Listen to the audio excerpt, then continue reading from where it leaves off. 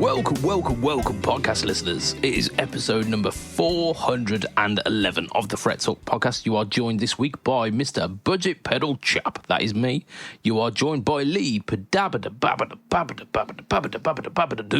Say hi, Lee. Hello. Hi, Mr. Wobbly camera.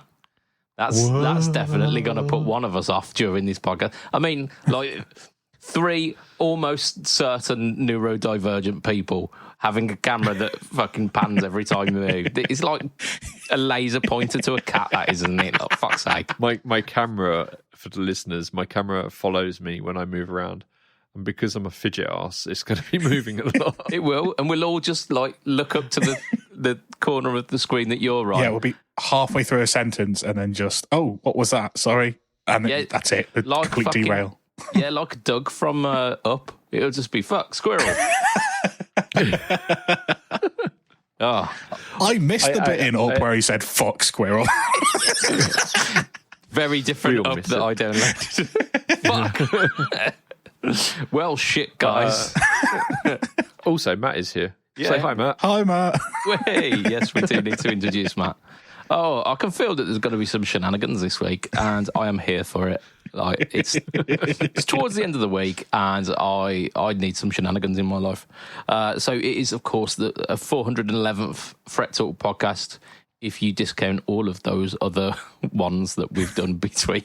Because we there's definitely Specials. Yeah, there's definitely more than 411 episodes, but No, I was calling you guys. specials. Jesus Christ. Is that like Avengers Assemble, but to us, is it? Specials. I would have said it would be our band name, but there's already a band called The Specials. Indeed, yeah. Like They've got a good song 80s as well. ska. Yeah, they've got a song. That everyone, A song, yeah. yeah. Right, let's talk about our sponsor, because that is how we usually kick off these podcasts, and it is, of course, affordaboard.co.uk. Affordaboard brings you pedals from Demon Effects, JSA Effects, Muskie, Joyo, 4D, K-Line, Nux, Moval, Chord, Vave, AM Effects, and Affordaboard pedals at an amazing prices. So good. Like, the best prices you wouldn't believe. So good. Sound like Donald Trump. Yeah. Don't do it. No. Don't do that. Or, like, everyone says that the prices are the best. You wouldn't believe. It's beautiful prices. Amazing prices. Oh, dear. They're a UK company with stock ready to ship in fantastic recyclable packaging, and you need to check them out at affordaboard.co.uk. I think there are probably going to be some more affordable pedals coming back in stock very soon. We will see. I've seen little bits on the Facebook, and I don't know what is posts from the previous run and what is like new stuff. So, like, keep checking back with that. You sound like such an old person when you say the Facebook. The Facebook, that's what it's called, thefacebook.com. What are you logging into? I'm logging into the Facebook. Oh dear. Right. We start these by doing some shit news. I reluctantly have put this on for shit news because we've got lots of really, really good news this week. No, that's not what happened. You put this on going, oh, this is really shit, and then we looked at it. It is really shit. And you went, actually, it's really good. Nah, I disagree. It's really shit. So, like, you were saying, no, really shit, look at these, they're fucking ugly. And now you're like, oh, that's a bit chin. I agree. They are boring. Like, they are incredibly boring, but They're not. They are. Like, this 2 against 1. You could I've got a go faster strike. Have the argument later once I've actually introduced the blooming thing. Right, so it's the Ibanez RGA Premium, which is the new kind of Ibanez line of the RGAs. RGAs don't really feature a lot in the Ibanez catalogue. They're kind of like an afterthought. There's usually like a handful of them, but like the RGs are a big line, and like the S series are a big line. These ones are a bit like, oh, we'll do a few of them. Now they've added into the premium line, and like Lee had mentioned, I think they were just a bit boring. Like, well, they definitely are. They look so cool. No, they don't. They look like everything that every fucking wanky company who likes shredders has put out for the last 10 years. They've got like stupid matte-topped finished burled nonsense that we've seen since pre-COVID, which is like 20 years ago at this point.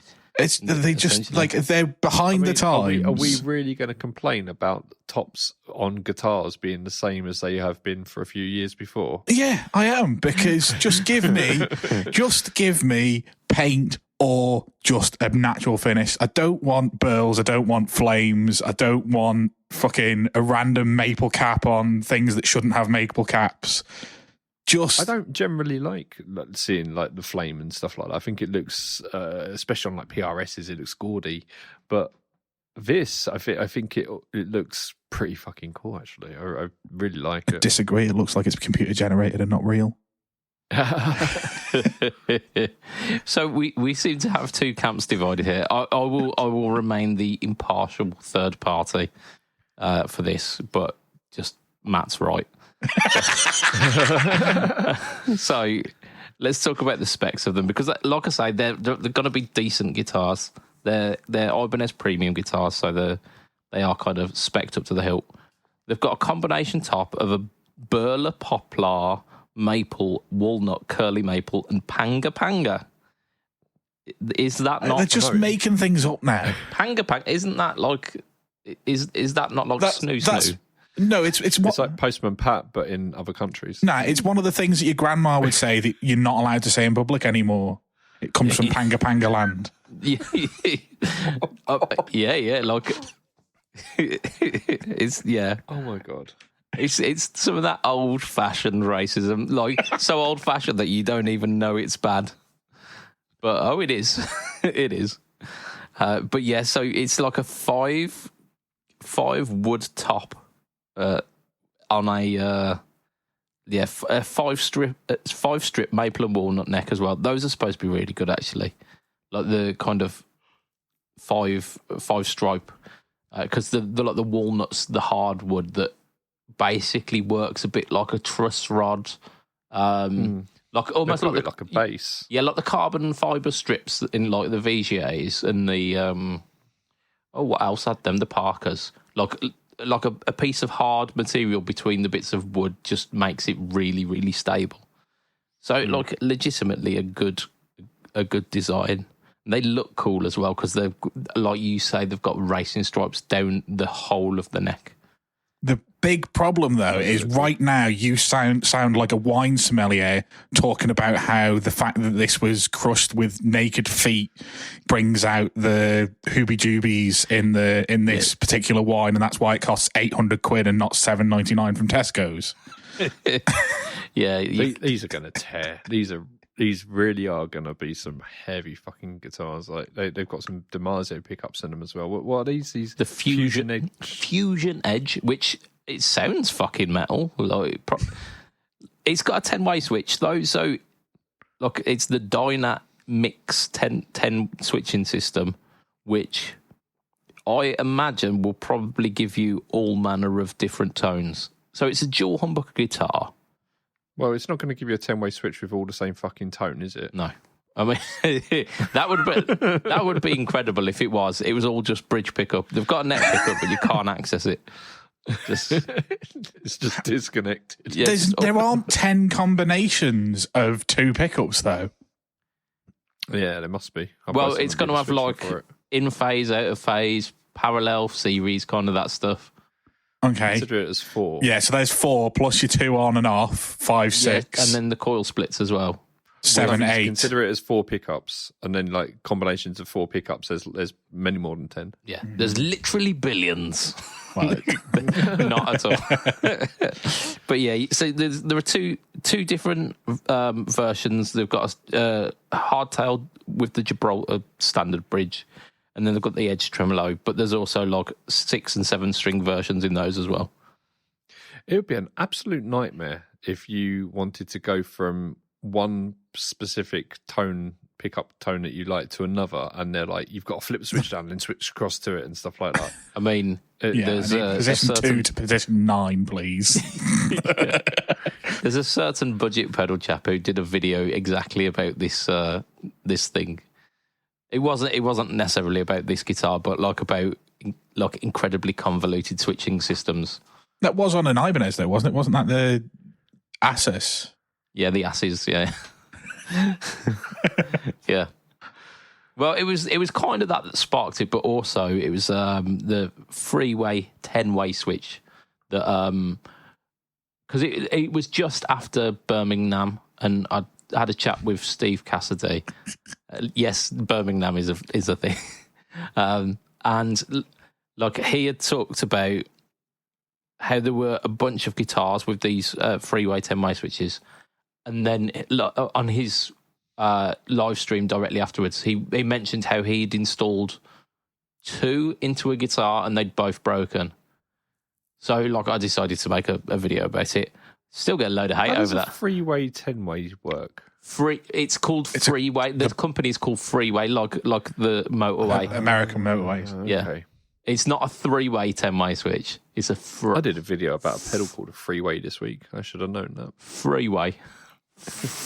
Look, not 3-way, not the hallowed. Oh yeah, there we go. That's the one. Beautiful. Yeah. Right. RGA premiums. What is it? Nisht or hell yeah? You're going to put them in total on 101, yes? So, I'm voting. I'm voting just a general on this one.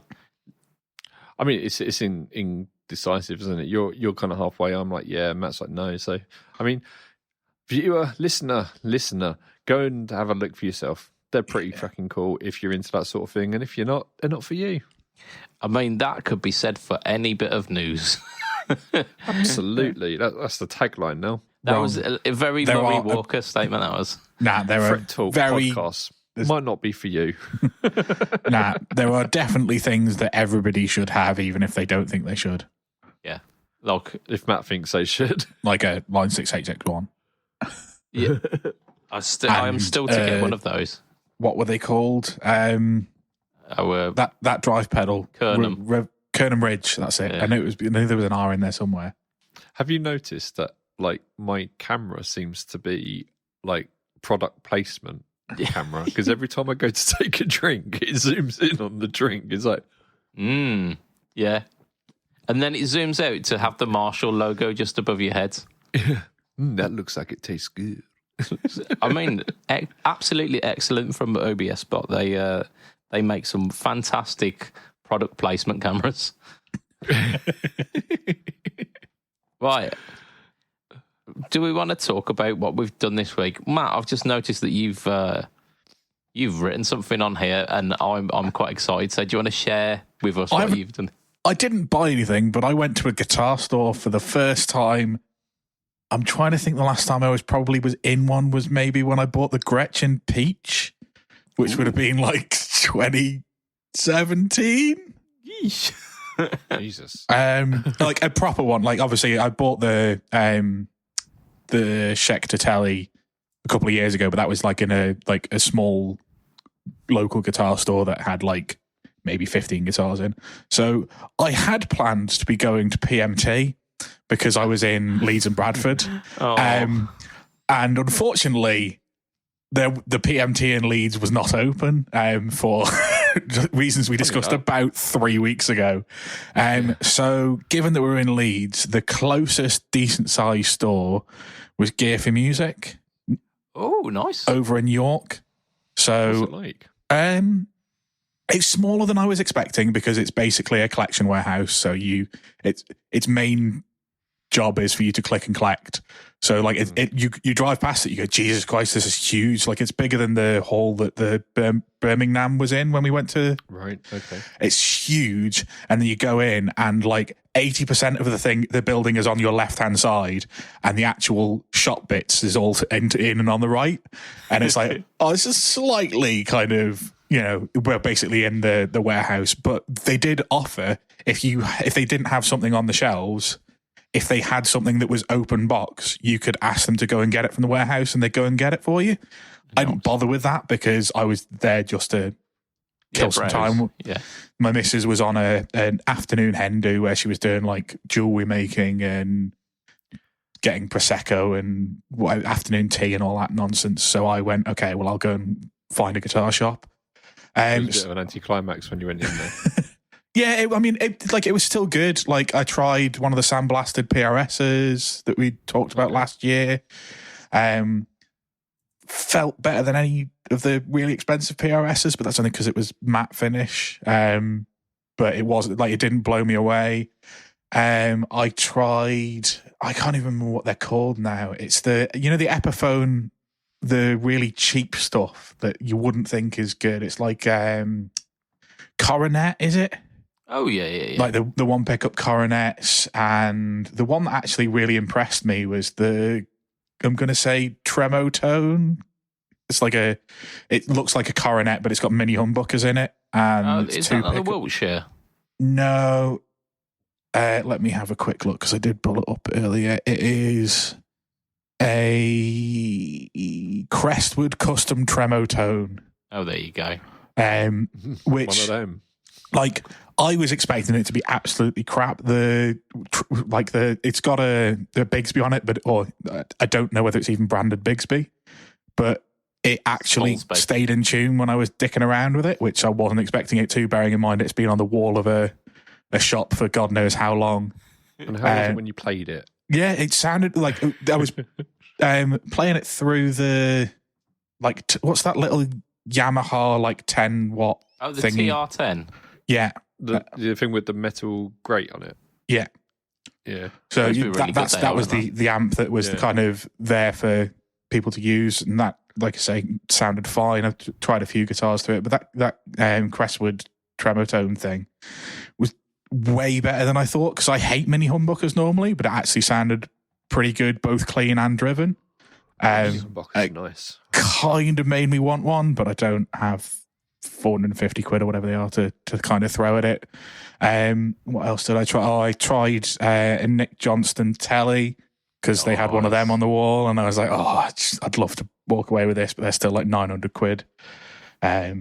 And yeah, I don't have that kind of cash lying around. I tried for the first time a PRS Silver Sky SE, which again, brilliant guitar. But yeah, I just basically had some time to kill and filled it by going to a guitar shop and trying some guitars, because it was available. Like, I did drive an hour, but it's like, given that I don't have the chance to do it ever, it would. Yeah. I mean, it's not a massive drive, is it really? Like, an hour's not huge. I mean, I used to drive off to like Anderton's or whatever like that, and it would take me like 2.5 hours either way. Yeah. So it's yeah. I mean, the nearest guitar shop to me is well over an hour away. So we have a reverb from Hot Tone called the Verabra. Verbera. It's like a zebra. Yeah. Verbera. I'll tell you what, first things first, this looks like an AI generated pedal.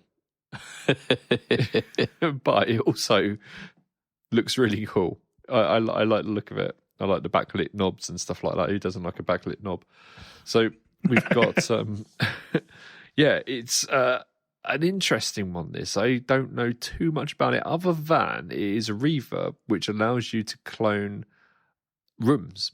So you can profile a room. So we were talking about this quickly before the podcast, and we were saying this is ideal for influencers and so on and so forth, because you're able to get the sound of your room for your recordings. So it's going to sound much closer to what you actually do. I do something similar with my amps. Mm-hmm. For my cabs, I should say, for our demos. So if I could capture the essence of the room as well, that would be brilliant. That'd be really, really nice. So that's really clever. I've not seen this done before. It takes IRs as well. Yeah. So the basic kind of principle behind it is you've got different types of reverb generation. You've got algorithmic, which is basically like your modeling of reverb, which is what most things do and what we've all kind of grown up knowing. But there's also a type of reverb called convolution, which is like you said, you can take snapshots of rooms. It works in a really similar way to like the way that you get an IR for a cab. So like you run a known sound source into it, and then it takes the differences from the original sound source and kind of makes a map of what the room then sounds like, or the space then sounds like.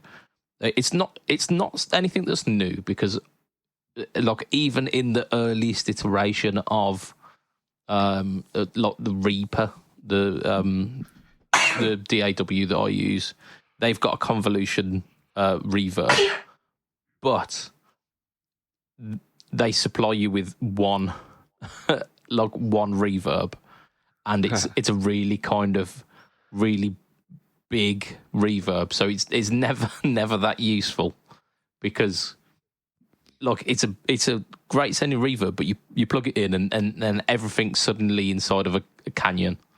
You're like, okay, nice.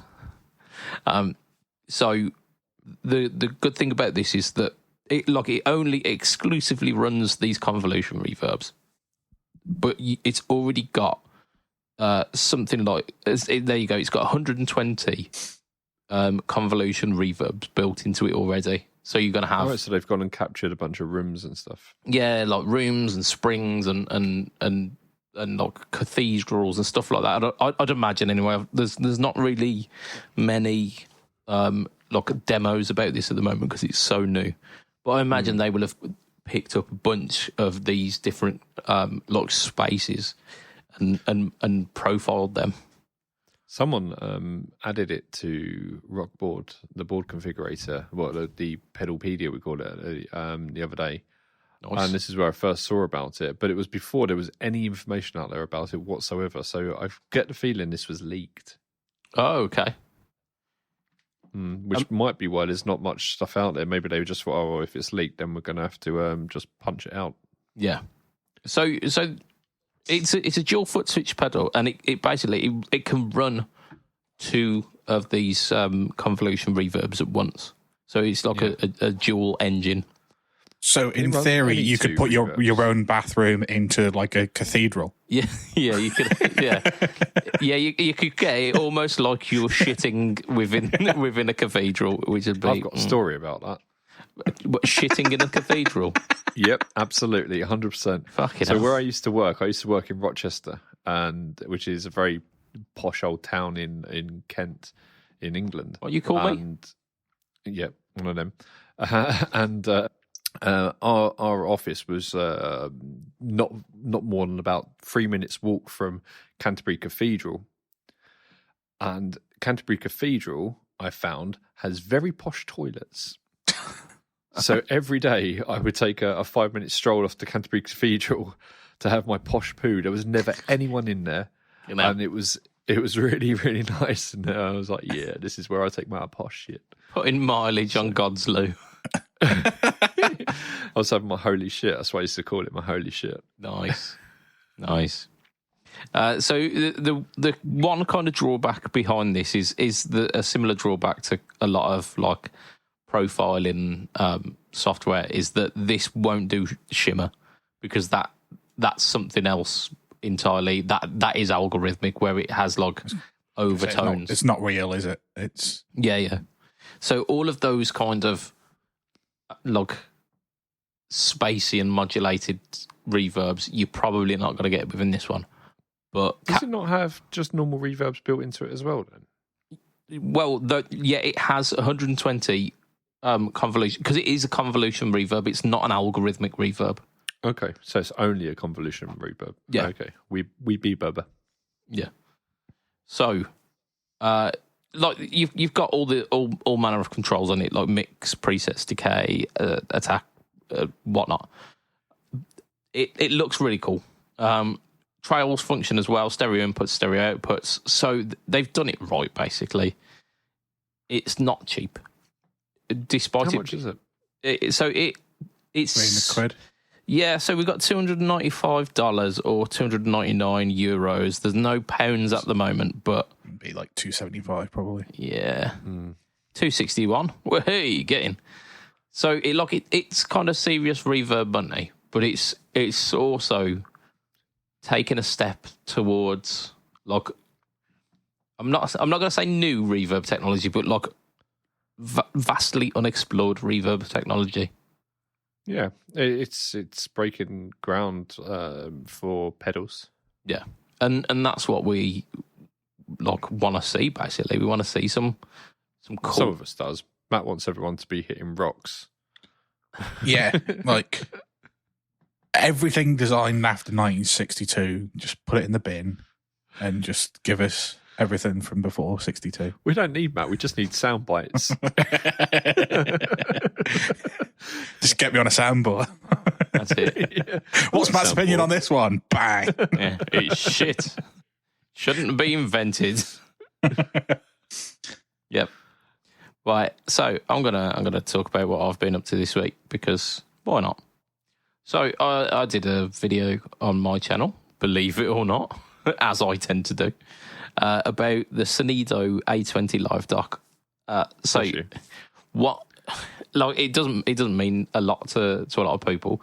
In fact, it's actually Moog Gravit, who has been a podcaster on this podcast a few times, saw the thumbnail for it and was really excited because he thought it was a mini disc player.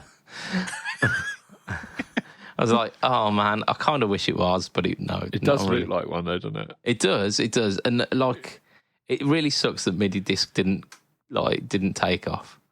But hey ho, like it? Yeah. I mean, the fact that we had music on our phones, we can still have music on our phones now, but then Spotify fucked everything up. Yeah, the mini disc were really good. Like it was a compact way of taking around like high fidelity audio. But anyway, like we're not talking about mini discs. They popped out as well. They were really satisfying the way they pop up and then pop out. Yeah. So is mini disc what I think it is? Is it like a tiny CD-ROM? No. It's a square thing. It's like, but it's got a disc inside it. Yeah. So it was like a. Is tiny this like disc. 80s tech? No, it's like if you took a CD and a cassette player, and they made and a cassette like a tape, and you put them together and they made a baby. That would kind of be like the mini disc. Yeah, this is completely passed me by. Yeah, they're like high capacity discs. You could fit about 4 albums on one mini disc. Which they were like like so little now, doesn't it? High quality audio as well. But it was uncompressed as well, so it was like CD quality, but down to. Yeah. But anyway, that's got absolutely fuck all to do with the Sonido. You brought it up. I did. In fact, Moog brought it up. I mirrored that. So if you've been kind of following me on Facebook and Instagram and YouTube Shorts over the past month or so, you'll have seen the Sonido in action, whether or not you were aware of it. Of course they weren't. Yeah, because it's basically so it's a mini little interface that allows you to attach your mobile phone basically to any kind of guitar source and record direct. So I've been using it to make a lot of kind of short form content, using basically that Sonido on my mobile phone, and I've been able to like pump out some like on the fly like guitar demos and like the one that I did, the Tonex versus the Sonic Cake, was recorded on the Sonido. So like this tiny little mini interface has really kind of streamlined the content creation process for me. So it's been like immensely usable. But I mean, it does some of what my Gigcaster does, but the Gigcaster is like 800 quid, whereas this thing is how much? About 50, I think. Yeah. I mean, you get a couple of them. Yeah. So, and like we've been kind of behind the scenes, we've been playing about with it, trying to get it working with my laptop so that we can potentially do some kind of live guitar playing, because that's like we're kind of looking towards that for the next kind of steps in the BudgetPedalChap channel, but also in the PBOD channel as well, is getting some like live interactive demos where Because that's what we initially wanted to do when we first started the PBOD YouTube. That was the whole plan, was to be going live. We weren't going to do just normal YouTube demos. And when we went eventually to start doing them, it was a bit of a sad day. Yeah. Because I always wanted to do live stream stuff as the main thing. Yeah. And unfortunately, like, it was the technology that let us down a little bit when we were looking at it before, because the technology just weren't quite there to get good enough sound quality for the guitars. And it was a bit of a shame, but we're now at a point where it's really convenient because the Sonido is just like a plug and play thing. And we can potentially get some like live sound demos. We can do some kind of like themed live streams where we go like, here's a bunch of tube screamers, let's shoot them out, or like maybe here's a certain golden overdrive that everyone's talking about, and like let's see what that sounds like. Let's run fuzz into it. I think there's going to be people are going to be sick of clones soon. Oh yeah, like the bubble will definitely burst. Because what do you mean soon? Like, Yeah. I've not heard anything other than Clon for about 9 years at this point. The soul food kind of brought it into my attention. It's never fucking gone away.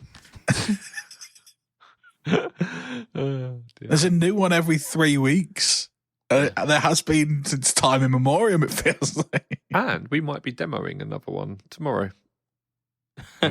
yeah. Wait, tomorrow or last Friday? Tomorrow for the listener. Okay. Yeah. So that might happen. If not, there'll be a certain budget pedal chap rushing off his arse to try and get this this demo sorted. This pedal he's had for 2 months. I have like legitimately my bad. I'm having an absolute blast with it at the moment though. Like You are? Yeah, it's some really good stuff. I thought it was going to be, you know. Yeah, we'll talk about that more later. I want to talk about the thing that came out on Friday because shit me, I was not expecting this. It's one of these Gocko pedals which, like, I don't know why they surprise me every time. Like the first couple of them, plugged them in and it was like, shit, this is really good. But they look so unassuming that you kind of get lulled into a false sense of security that it's just going to be like your standard Chinese pedal and, oh, it'll be another tube screamer, or, oh, it'll be another rat or whatever.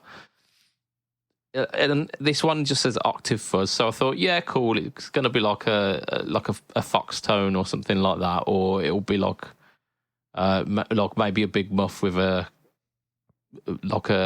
green ringer octave-y thing to it. It's basically Blue box.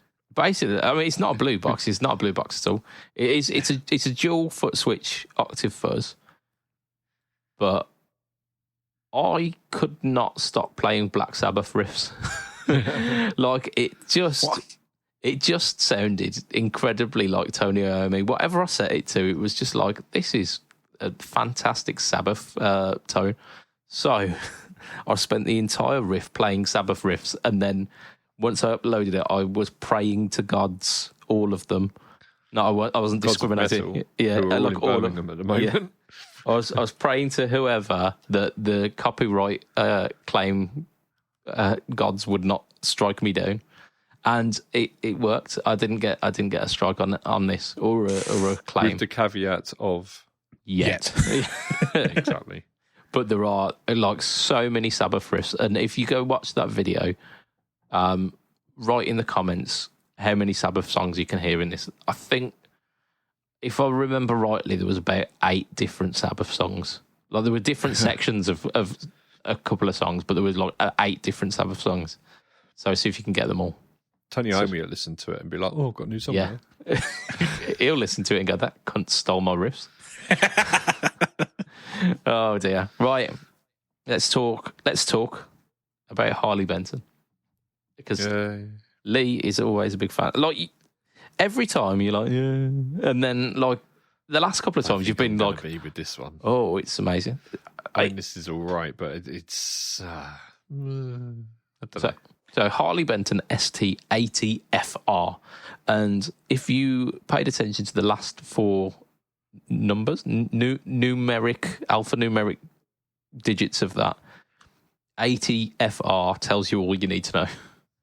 It's an 80s shred machine. It's got a Floyd Rose. Well, there are two different versions. There's a single pickup version and a dual humbucker version. And if I were to say Charvel DK24, Harley Benton's lawyers would go, "What are you on about? I've never heard of one of those." Do you know what they'd say? It's only got 22 frets. That's what they'd say. Yeah, they probably would. Yeah. So, yeah, there's enough about it that it's not quite there, but they're definitely inspired, aren't they? Yeah. Also, the single pickup one looks remarkably like somebody has gone, "How do we make a Van Halen signature that's different enough that we can get away with it?" Because it's very much like that. What's the Frankenstrat? Yeah, but just without the stripes. Yeah, but without the stripes and also without the routing for the neck humbucker. Sorry, the neck pickups. Yeah, back in the 80s, everyone was knocking out these single pickup strats. Everyone was doing it. Yeah.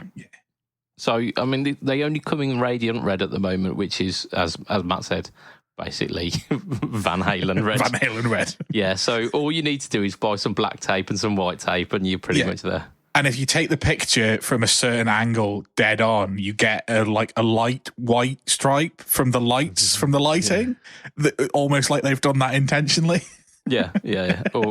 Almost certainly. So they've got a wiggle stick. They've got a I think it might be an actual proper Floyd Rose 1000. Yeah, cool. They come with Tesla humbuckers, which, to my experience, aren't as bad as Roswell's. Roasted maple neck, C profile, 12 to 16 inch fretboard radius, rolled edges as well, apparently. 22 stainless steel medium jumbo frets as well. So it's a proper machine. And it's got a truss rod adjustment at the neck heel. Like, not one of these where you have to take the neck off, like those stupid fucking vintage Fenders. But one of the spokes, like spoke wheel ones. Yeah. So it's just the correct way to have your truss rod adjustment. Yeah, it's just so simple. Like, they should all do it. You know what I don't like about these? I think the paint looks super thick. It will be. Yeah, it could be. I mean, it looks like it's more paint than wood. It's not. So it's apparently it's American basswood, which, sure. I don't like American. Why are they making older guitars out of it then? I don't know. If it's basswood, just make basses out of it. So it comes with the Jinho locking tuners, which are the same as are on the Fusion 3, which are bloody good. It's glow in the dark side dots as well, and comes with Elixir coated 10 to 46. So realistically, and it's roasted maple neck as well. Yeah. I mean, it still is. Yeah. Did you say that already? Sorry, I didn't think you did. I did. Apologies. Definitely fucking did. It's got strings as well. And the strings, they're Elixir coated strings. They are. They are. Yeah, I was going to say that. It's got Floyd Rose, did you know? I did, yeah. It's a Floyd Rose 1000. Right, the Tesla's always bothered me about this. And I do know why they do it, but it does bother me because I like to use it, is just because it's got one pickup doesn't mean it shouldn't have a tone control. Disagree. Strong disagree. Yeah. I mean, it's aiming for a certain thing, and all of those things back in the 80s did just have a single... I would argue that you could probably get rid of the volume control and put a mute switch on there. Just put a mute switch on there, because nobody is rolling. Nobody is rolling the volume off on this pickup. No, that's exactly what they did do. That was the way that people like Van Halen did go between. You know, when he's playing, ain't talking about love. He ain't stamping on pedals. He's using his volume control. Yeah, but we're living in 2025 now. Look, pedal switches. We're not in 1979. We're not in 1979. Like, pedals exist now. and everybody is using them, and nobody is going, oh, do you know what the best clean tone is? It's on one on your volume where you've lost all of the sound of the guitar and you've just got this mushy, horrible crap nonsense. It is the best way. It is the best way. It always annoys me. The purists say that if you take away the tone pot, then you're getting a cleaner signal through from the pickup through to the jack. But it's bullshit.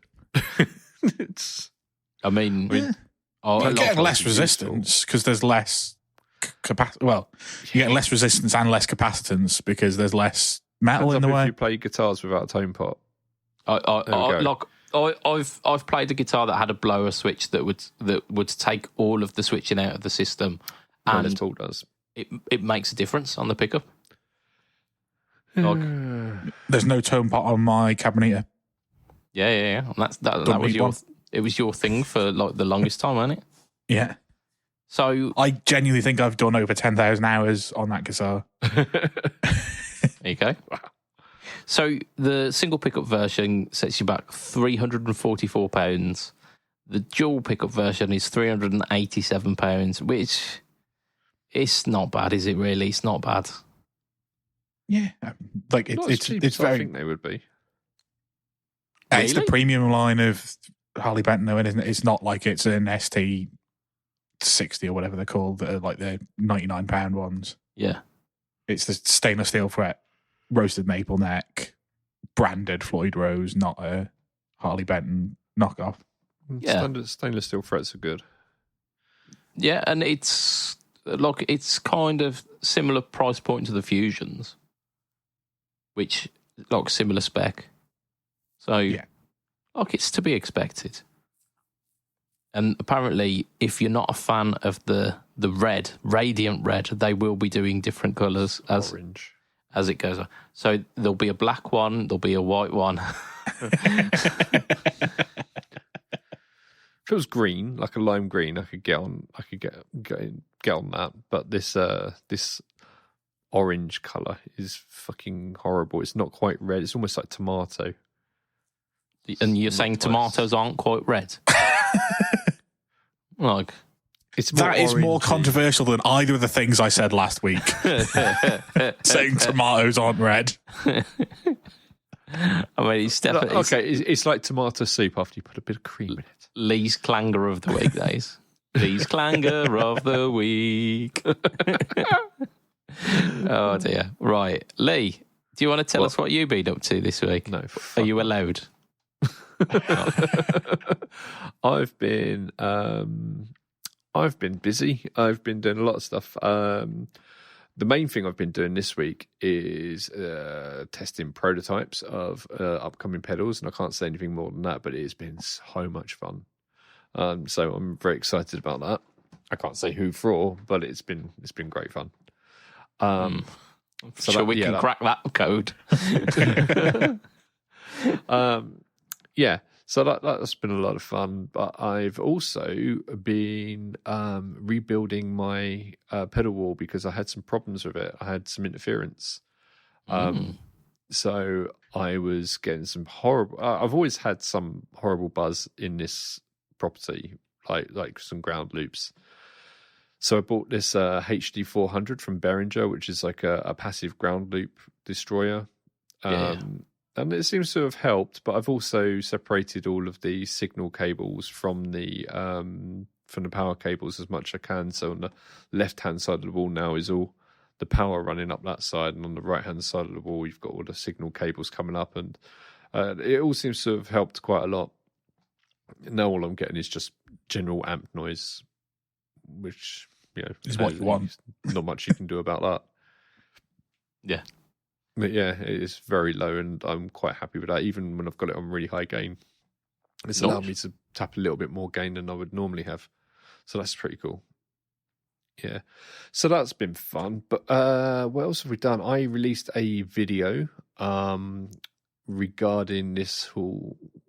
I mean, everyone keeps going, "Oh, the guitar bubbles bursting." And I mean, we hear this every 3-4 years. There's always someone saying, "Oh no, the guitar industry's in decline," or "Oh no, everyone's sick of guitar YouTube, and people go through in fits and waves, and certain times of the year it does dip, especially this time of year because everyone's going outside because, oh, look, there's some sun. Yeah. I did a video covering that, but in the video as well, I spoke about a pedal that was designed for guitar influencers from a company called Fermion. How do you say it? Fermion. Yep, thank you. I've got it in front of me. But they make some really interesting pedals. What are you going to say? It's like Benedict Cumberbatch trying to say penguin. Penguin. Bang, bang. Yeah, so it's very nice. It's a pedal that takes your guitar in, and it's an amp as well, but then you've got a USB out to go off to a DAW, so you can record guitar demos easily. I've got something I already use for that, but this does it really, really well. It's nice as well, and it's got like 6 reverbs built into it and so on and so forth. Very, very cool. Yeah. Different cabs, you can change how the miking is and stuff like that. So very, very nice. Go watch the video, you can hear it as well. It sounds it sounds pretty good. So I appreciate it if we got some more watches on that, because I think it's a good video actually. Yeah, absolutely. Oh, I thought you were telling me to hurry up because I said more watches on that. He showed me his watch, and I was like, I thought I was getting through this quickly. What the fuck? Yeah, come on, Lee. Come on, wrap it up, mate. But there's something I want to talk to everyone about, and this is this month's thing that we've put that we're bringing attention to on Pedalboards of Doom, and this is something that's close to my heart. Because I grew up with a severely disabled father, and there's disability running through my family, and it's something that affects me and has affected me since I was a very young child and throughout my life. And every month we are going to be supporting some sort of cause or bringing up some sort of thing with the platform that we've got on Pedalboards of Doom. This month it is Disability Pride. And that covers all sorts of disabilities. Like some of these disabilities we on the podcast suffer with as well, such as autism. So it's it is really, really close to our hearts. And what I'm going to do now is I'm going to read a sermon.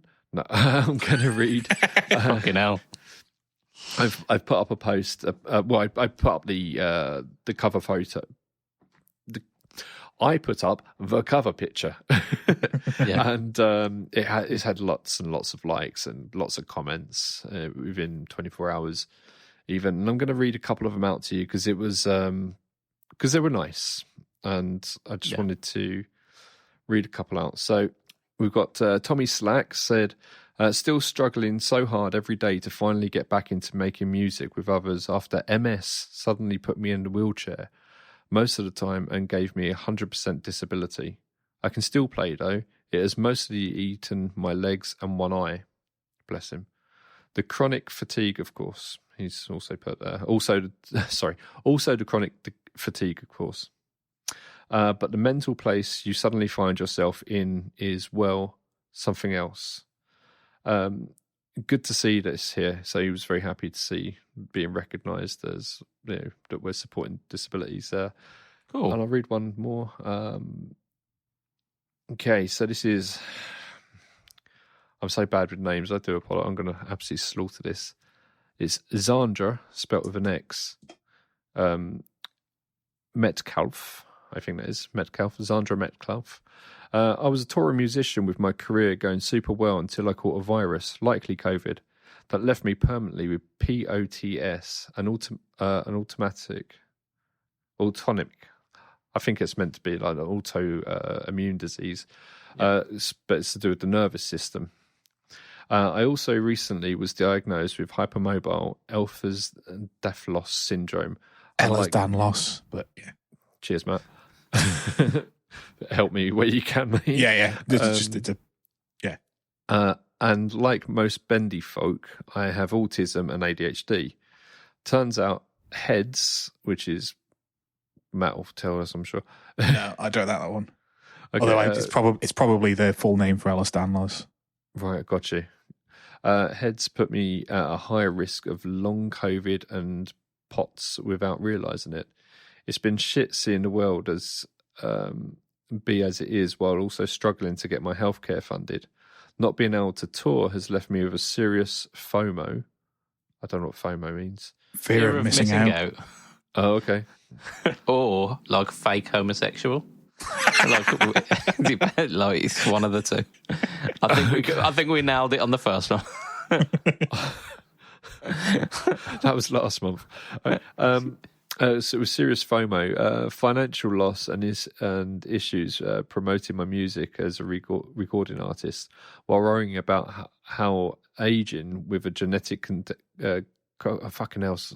I need to be on this list with this right reading ability. Genetic cognitive tissue disorder. No, connective. So fucking hell. Genetic connective tissue disorder is going to turn out with the world on fire. So thanks for acknowledging us cripples. I did not say that, they did, just to be clear there. Lee, fuck's sake, man. Like, show some decorum. A lot of able folk just want to avoid thinking about us, and it makes them uncomfortable. Even more so in the music scenes where half of the venues are inaccessible, so it means a lot. Yeah. I'm just going to jump in here and interrupt because completely separate to this, I don't know, I assume you're aware of the Hidden Disabilities Sunflower Lanyard? Yeah.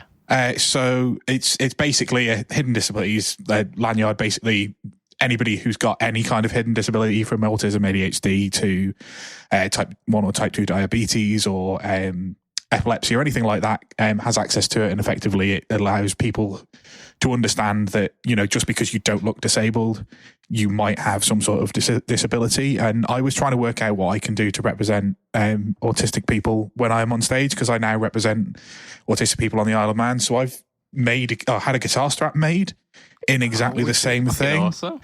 I was hoping that it was going to be here for TT, but it wasn't, because the first company I ordered it from didn't do it very well. My partner actually ordered this from the States. So I will now be representing the disabled community on stage more visibly, because I think it's very important for this kind of thing to happen. So I'm really proud of you for doing this as well, just because I think it's something that needs to be talked about more, that, you know, just because you are disabled in one area of your life does not mean you're disabled in the rest of the areas of your life. And the more people talk about this in the wider community, the more we can kind of move away from everybody who's disabled just needs to kind of be in a corner and just in the background, whereas we can integrate with the rest of society. We just need some support in some certain areas, and that's all it kind of is. Yeah.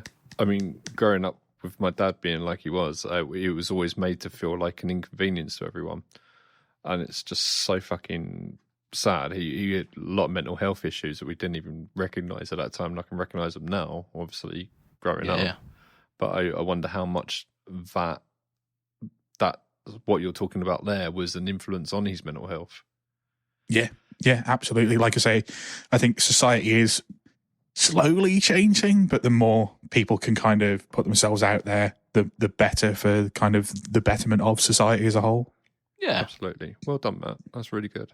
Yeah, so it's like fucking awesome guitar strap as well. That is, like, bang on. Yeah. So that's what we're doing. What are you doing, Budge? It's this podcast. He's pulling up with us on this podcast. Yeah, I do a disability outreach. Yeah, you know, been going almost a decade now. I think I've earned my stripes. So that's what us immature fuckers are doing. Do your part too, if you can. Yeah, absolutely. I mean, Budge. Like, it's like the tale of the chap who caught long COVID and like it all turned around. Like it could be any of us. Like it could turn around like any day. Like, you don't know, like, if you get in a car crash or contract a disease or anything like this, and you could suddenly find yourself on the other side of disability. So just, I think, like, generally speaking, our advice is quite broad, of just don't be a cunt. Just Yeah, absolutely. be cool. It's literally as simple as that. Yeah. Just like treat everyone as if they're like actual people, and just don't be a cunt. Like it's really not hard, but apparently it really is. Apparently it's tough. Everyone's got their own struggles. Life is, like they call it, the human condition, don't they? Life is a fucker. And I mean, if someone, like, it's like when we talk about artists when we meet them, and Matt might go, "Oh yeah, he was the nicest guy in the world," and I was like, "He was a bit of a dick when I met him." People have their ups and downs, and just because they're a bit rude to you one day, they might be going through the struggle. Their mum might just died. You don't know what's going on with someone's life. It's just try to be considerate of. Not everything has to be an attack on you, even if you feel like it is. Yeah, look, give people the benefit of the doubt. Yeah. Apart from bastards who are always cutting me up when I'm turning right on a roundabout. So many people, so many people Were you in France? have done that over the last couple of weeks. Just motherfuckers. Like those guys, I hope they consistently step on Lego. But everyone else, stay cool. Right. What we've got next? We've got one last bit of news because we won't do the final one. We'll leave that for next week. But this one's important. It's Behringer. Behringer, they've not cropped up in the news for at least a week. Like it's been a while, hasn't it? Like we've almost forgotten even who they are. Hold my head up high. Oh, sure. So Behringer have released something called the BM15M Murph box, which is based on the Moog MF 105S Murph pedal. So it's the same word, Murph, M-U-R-F, Murph. But one of them has a lowercase u. Do you remember It's fine. Smurf? They did that joke in the Behringer video. Did they? They did, yeah. The guy presenting it. I was going to say this was his wife. No, what? The Murph box? Oh, Jesus Christ! Smurf. Murph. Jeez, right. We'll leave that where leave that where it is. But just before we get into what this thing is, how long do you reckon? Come on, bets in now. How long? It's a piece of string. No, like how big it is? No, how long do you reckon before? I think I know this. I think it's before. Oh right, I thought you meant the size of it because they are quite big. These things. No, before Moog get all Moog built still around. Moog are still around, but the Mooga Fugas aren't being made. That's what I mean. For a while, like. I suppose Klon haven't been making Klons for a while, have they? Yeah, like I was going to say, I thought Moog only made keyboards these days. Klon of the company, the Centaur isn't what he's making, but he's making the KTR, which is basically the same pedal anyway. So Klon is still a company that are still making pedals. Yes, but the thing that Bill was pissy about was the fact that he was using the name Centaur and the little horseman logo, exactly. Which had been out of production for at least 25, 30 years. I mean, even when he makes them now, he just writes Centaur on there. It's like instead of putting a picture of the horse, he just writes Centaur. Indeed. No.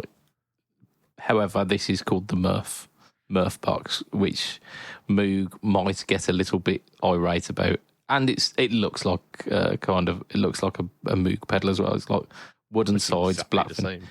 Yeah, it does. It really does. I can't argue that, and I'm not going to even try. It's got the word Behringer in the top left. At least it's not on the back this time, like it was on the Klon. Have you noticed the type font for Behringer? Yeah. That's the same type font they've been using for it all. I mean, it looks a lot like the Moog type font, though. I don't know if it is exactly the same. Here we go. Yeah, it is the one that Behringer have always used, but I do think it does look very Moogy. It does, the one they've always used. Well, they have for a while, at least. Yeah. For all of these, let's call them the rip-off series. I thought it was inspired by, or is that? Sorry. Yeah, inspired by. Is that inspired by money? Yeah. Inspired by greed. That's the Epiphone, isn't it? Inspired by Gibson. Yeah. Inspired by Bang Balance.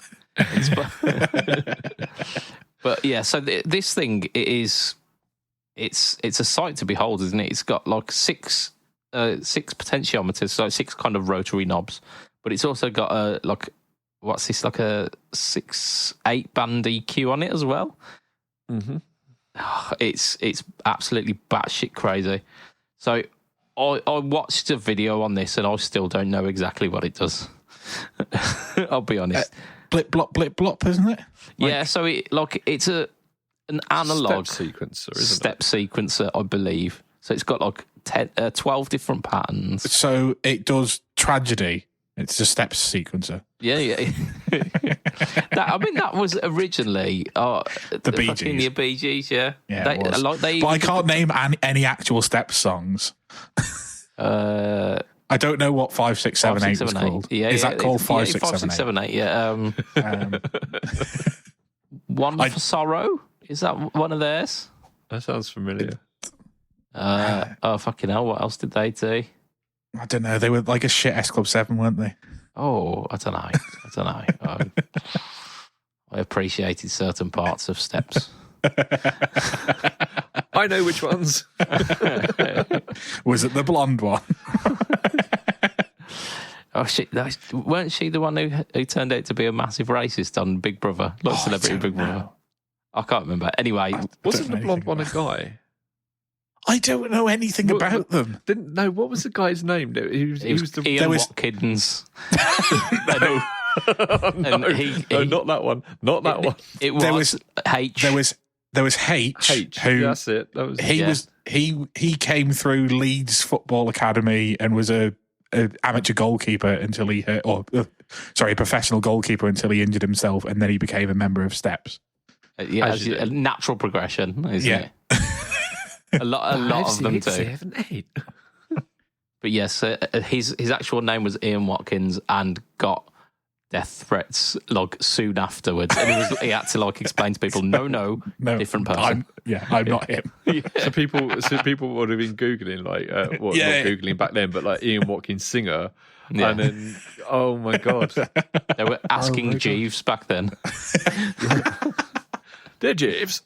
Yeah. Who's this fucking nonce that we need to get angry at? No, we're talking about Behringer, right? So it's it's a step sequencer. Yeah, it's got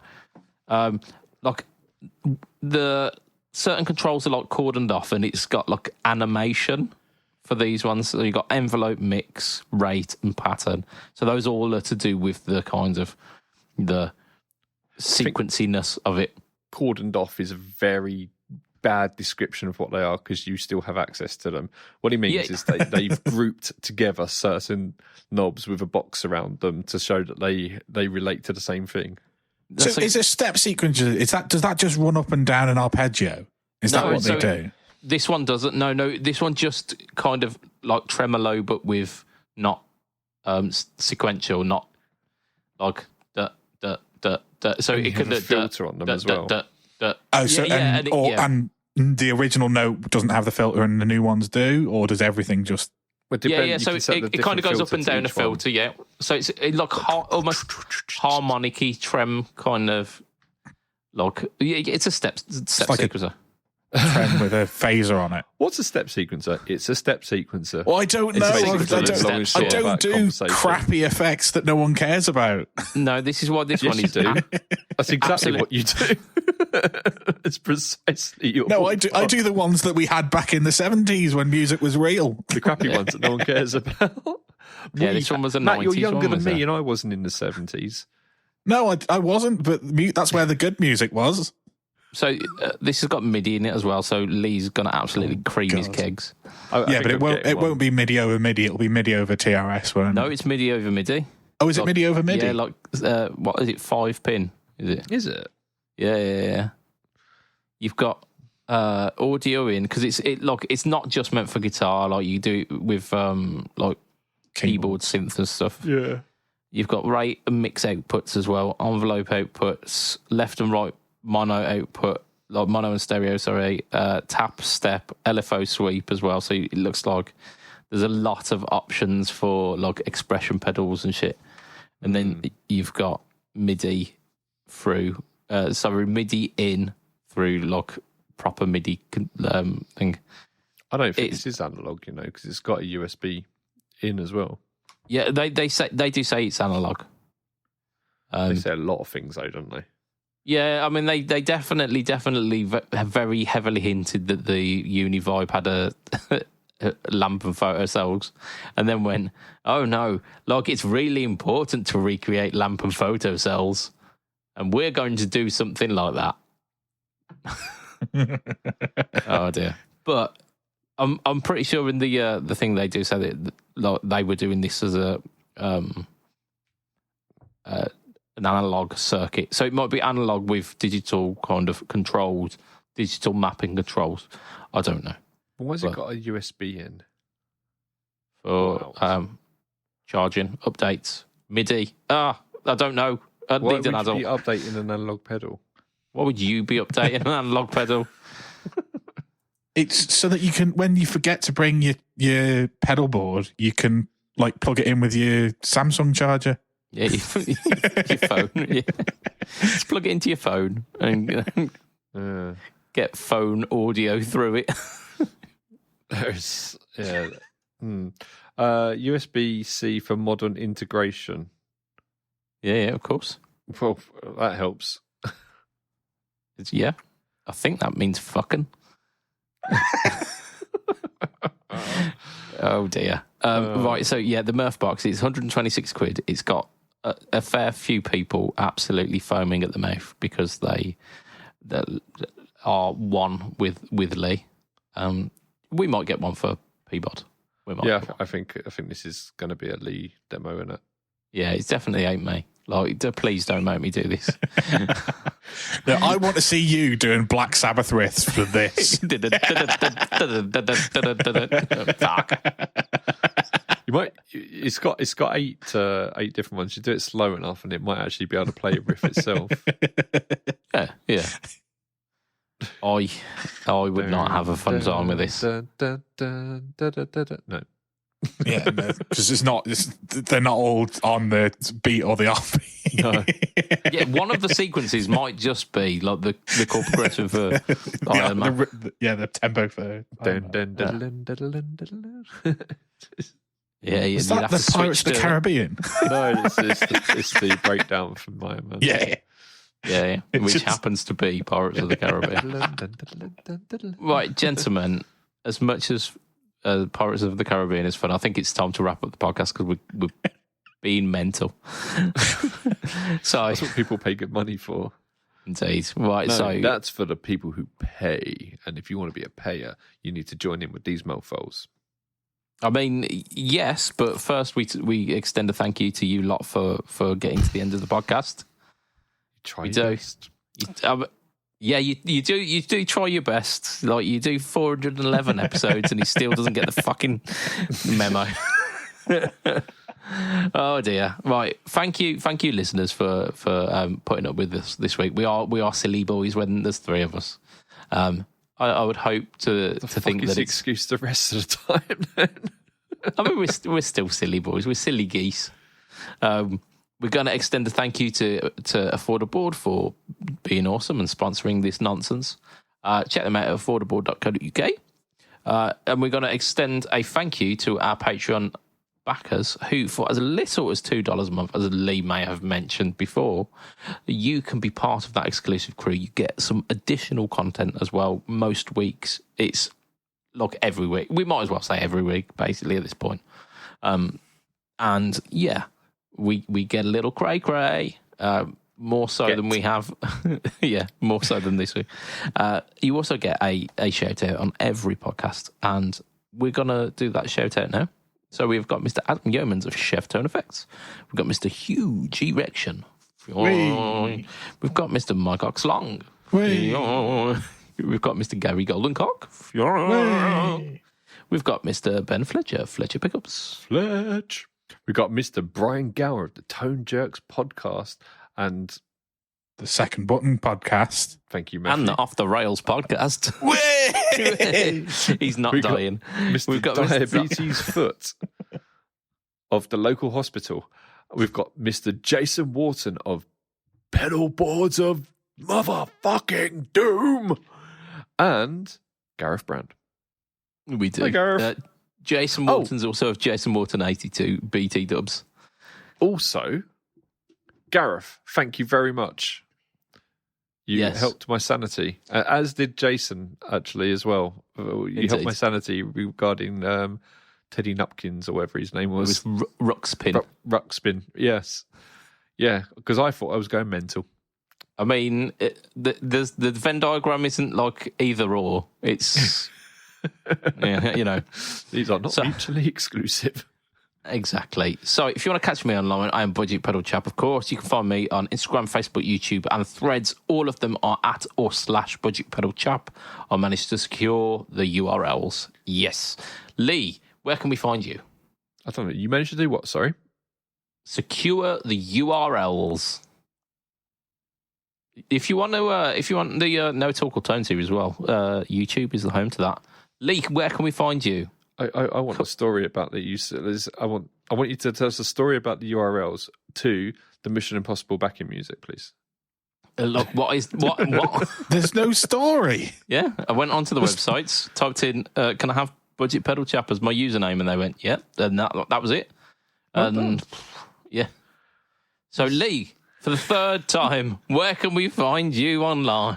Dun, dun, dun, dun, dun. Well, you know what, right, Matt, where can we find you?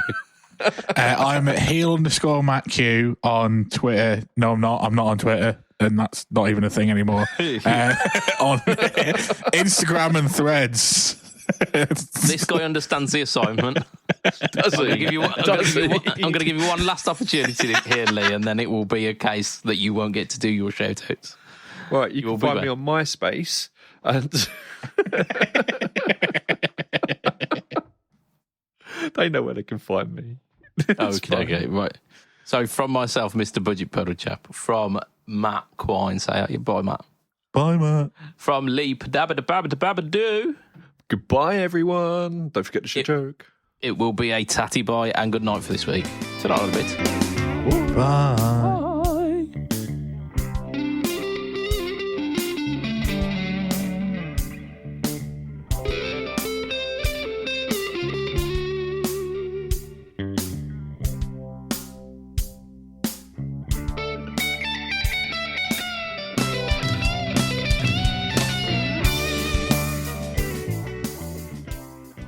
My wife yelled from upstairs, asked, "Do you ever get shooting pains across your body, like someone's got a voodoo doll and they're stabbing it?" I replied, "No." She responded, "How about now?"